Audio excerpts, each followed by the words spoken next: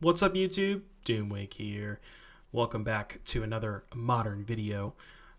Today's content is going to be a little bit different than what we usually do on the channel.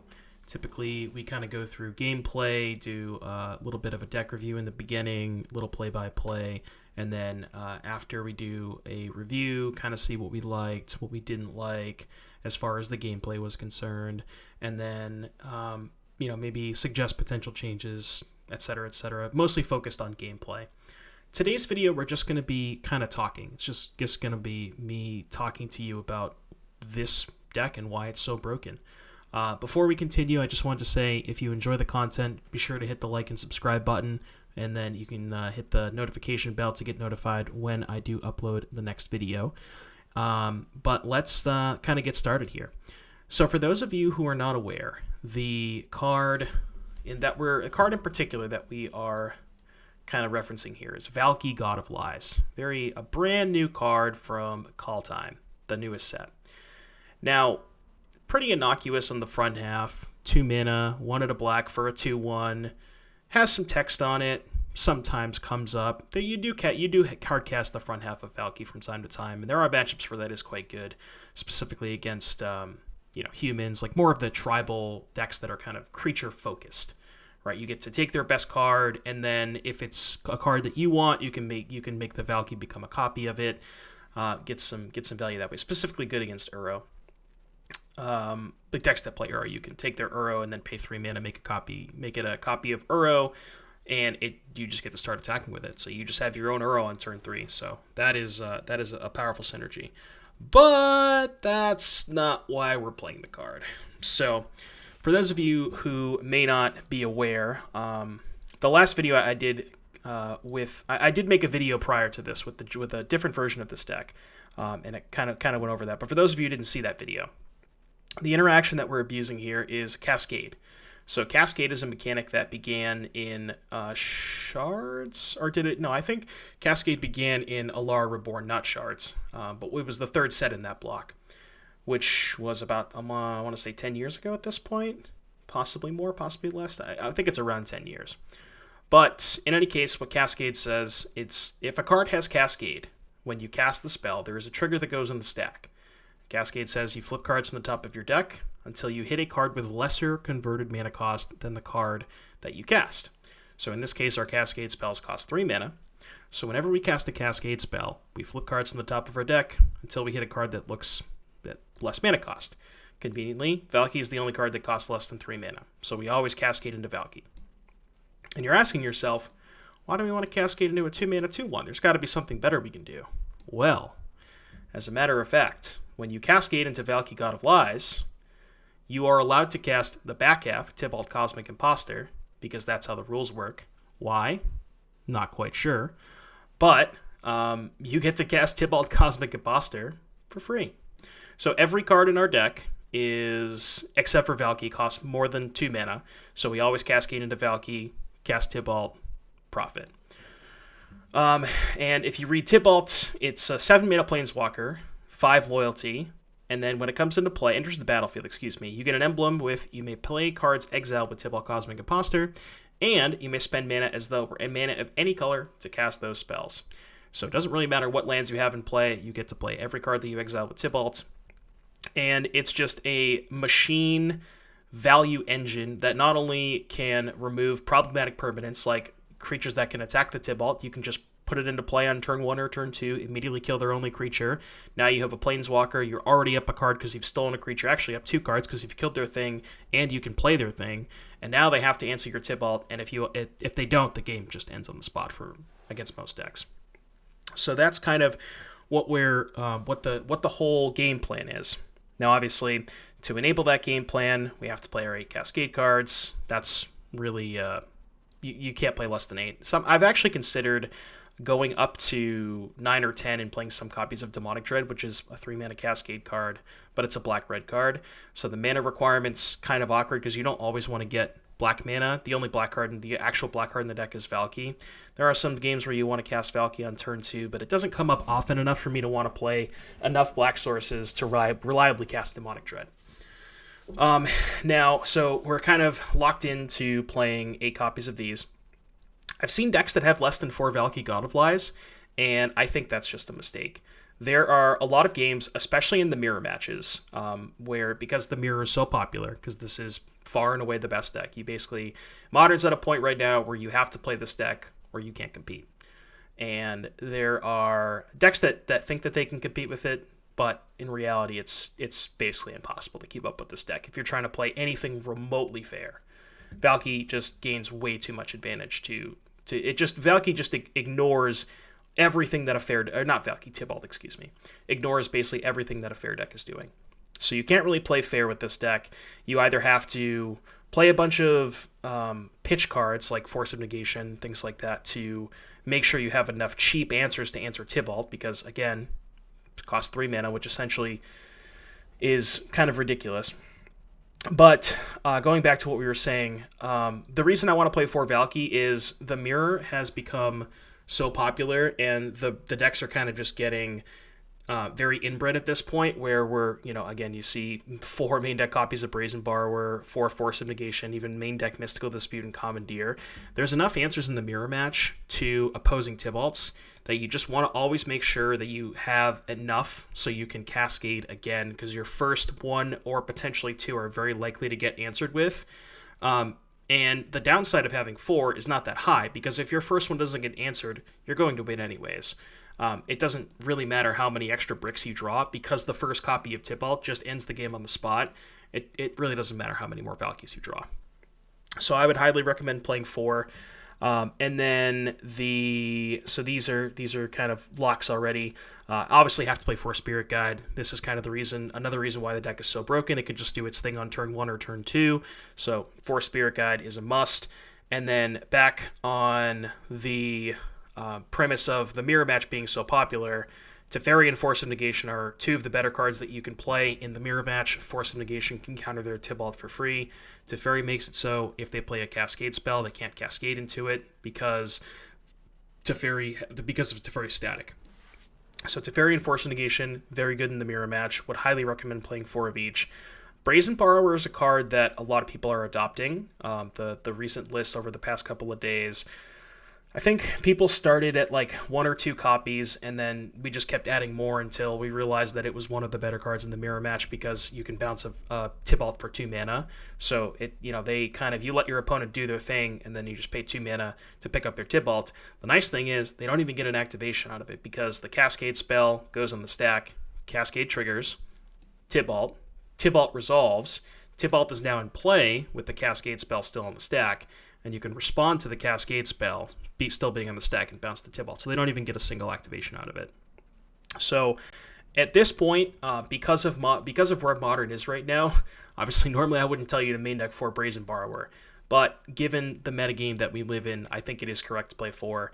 And then what we have over here, we kind of just have some flex slots, right? These are kind of what I've been going over, and I've been talking a lot about this on my stream over the past couple of days, which, by the way, I will put a link in the description below if you want to go check out my content on Twitch.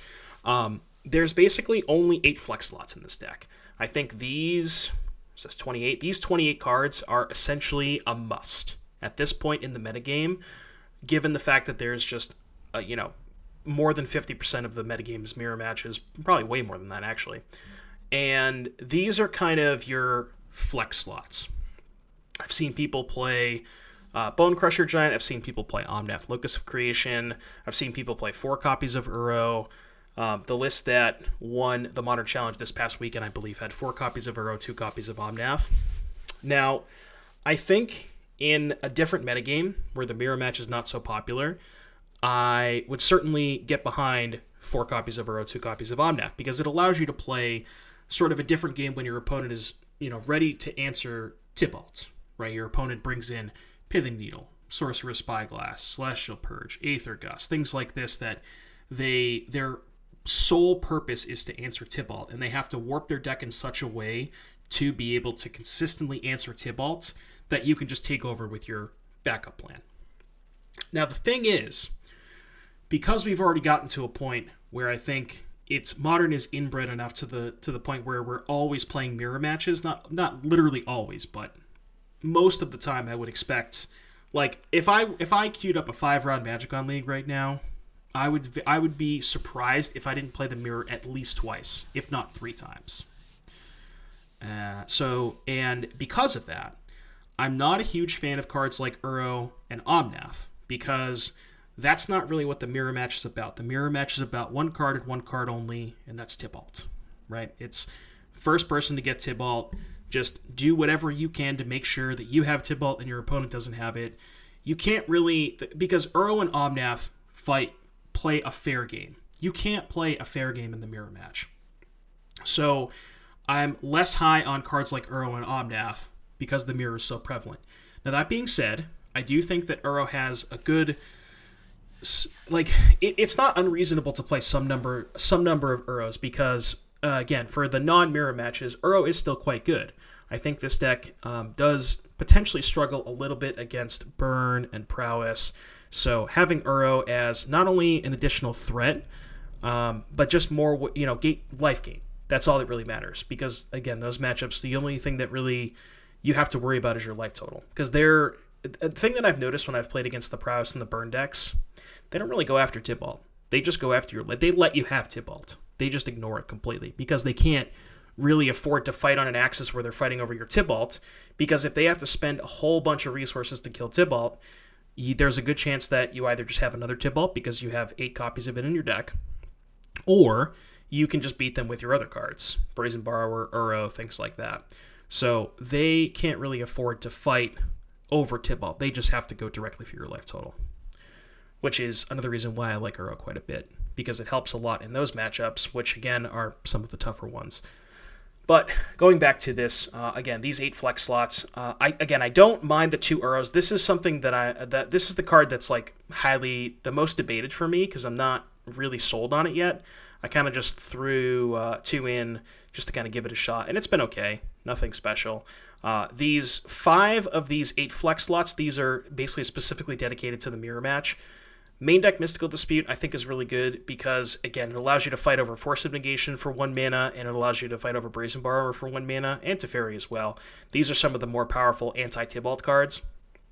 So just being able to fight over them for 1 mana, I think, gives you a huge edge. I've even considered going up to 4 Dispute main, but I think 3... You want to play 4 in the 75, but I think the 4th Verdict as a hedge for the aggressive decks is good enough. Like, I'm not in love with the Supreme Verdict, but I think 3 Dispute, 2 Commandeer is enough of a hedge for the mirror match that I'm willing to sacrifice just the 4th Dispute for 1 Verdict.